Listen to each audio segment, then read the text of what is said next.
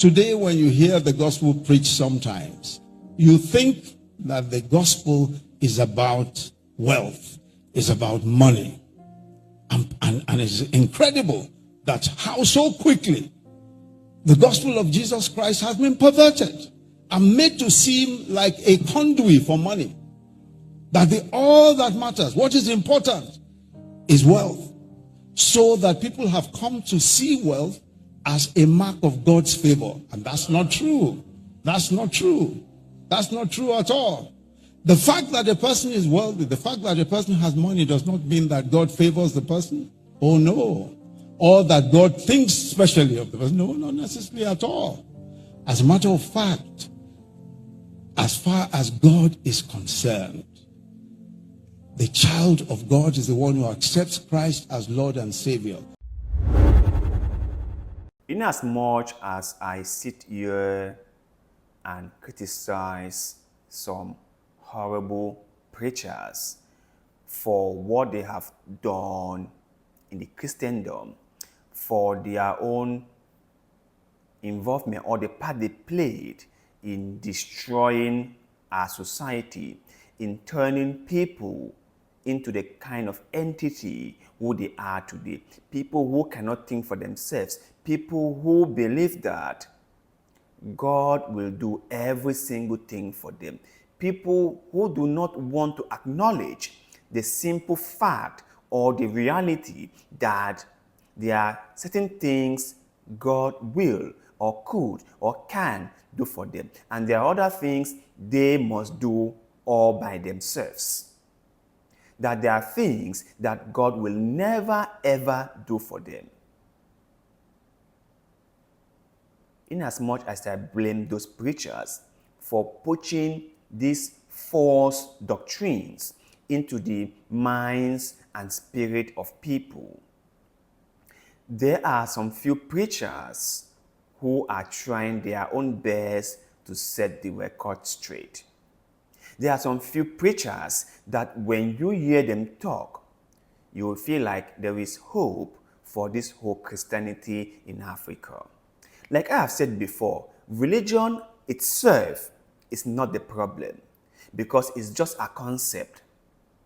It's like democracy, it's like communism, it's like capitalism, it's like socialism. They are all just concepts, they are all just ideas. And like ideas, they are like tools that if wielded the correct way, will yield a lot of positive result. But if wielded the wrong way, will yield a lot of negative results. Religion or Christianity has a lot of fine and valuable principles that if we practice them correctly, society will be in a whole different place.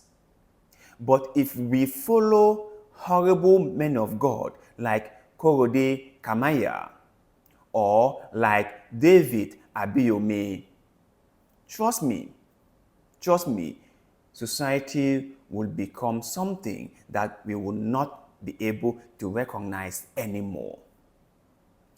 Like the preacher in this video said,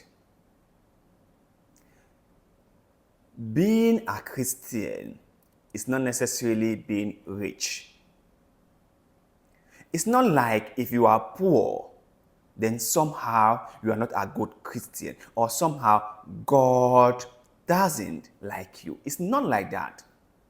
But some preachers, some horrible men of God like Korode, have turned the whole thing to be a financial thing. If you are broke, God doesn't like you. If you are poor, you are not Christian enough. If you don't have a source of income, then maybe you are not worshiping God the right way. Everything is now being viewed from the lens of prosperity. Everything is centered on who has the most. But let's ask ourselves this question. Is it how it is supposed to be? Can we as society, in all honesty, say to ourselves that if someone is broke or if someone doesn't have means of making so much money for themselves, those individuals are not Christian enough? Those individuals don't worship God enough? Is salvation all about prosperity and wealth? Is it? Shouldn't we as society be calling all those people who are trying to turn religion upside down, who are trying to destroy religion, who have turned the whole Bible into a money-making scheme? Shouldn't we call them out? You know, the irony about all this is that you will see one so-called Christian in the comment section defending these horrible behaviors from some so-called preachers. It's so sad and pathetic that we as a society have decided to give a blind eye to these horrible and destructive doctrines. Salvation is knowing God. That is all. Whether you are rich, whether you are poor, is inconsequential, is immaterial. God does not look at you as being his child because you are rich, or God does not say, because this guy is poor, so he can never be from me, or he can never be mine. God will never do such a thing. Never, ever. But you see, those so-called preachers who have decided to commercialize every single thing in the Bible and in their churches, according to them, everything is prosperity. Everything is centered about prosperity. And if you're not prosperous enough, it means you don't know God enough. That is what they've turned the whole religion into. We must call them out. Really. It doesn't matter whether they are your preachers or not. It doesn't matter whether they are your daddies or not. You should be able to call them out.